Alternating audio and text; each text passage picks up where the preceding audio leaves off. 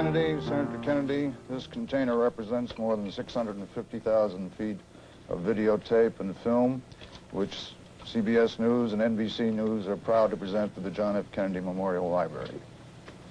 Thank you. We're very grateful. Well, we, on behalf of the library, we want to thank both NBC News and CBS News for making this film available. It will be seen by many hundreds of thousands of people. It will be a visual record of the administration of President Kennedy and those who work with President Kennedy prior to the time he became President of the United States and during his administration. I think that for a history of this period of time, this is an equal gift, and we're very, very grateful to both NBC and CBS for working over the period of the last 2 years to make this record available. Senator, do you happen to know whether this goes back as far as the early 1950s? Well, I understand it goes back to 1952, at the time John Kennedy was elected as the United States Senator from Massachusetts.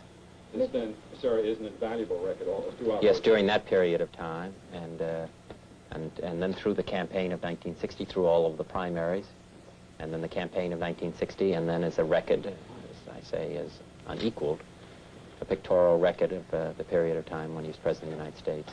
It will be... a gift equivalent to this, sir? No, I don't think it's ever been done before. But, these films will be gone over, studied, and then there will be films that will be shown continuously at the library in Boston, at Cambridge, at Harvard. Will be shown continuously for people to visit there, and then all for historians and scholars. It will be available, parts of it will be available to them for their study. Then it is your hope, Mrs. Kennedy and Senator Kennedy, that this will not just be put away in a vault. No. Used for people every day in the library? That's right. There will be films on various parts of the administration and prior to that, President Kennedy's administration, which will be shown continuously for those who visit. And then also it'll be cataloged, so it'll be available for scholars and historians for their study.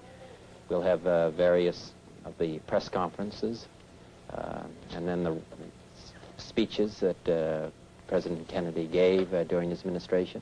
And then also we would hope that there would be films of the historical events of his administration and prior to that time. Thank you very much, Senator. We understand that CBS and NBC took odd years, that NBC took the odd years and CBS the even. Is that correct? That's correct. What about documentaries and public affairs shows?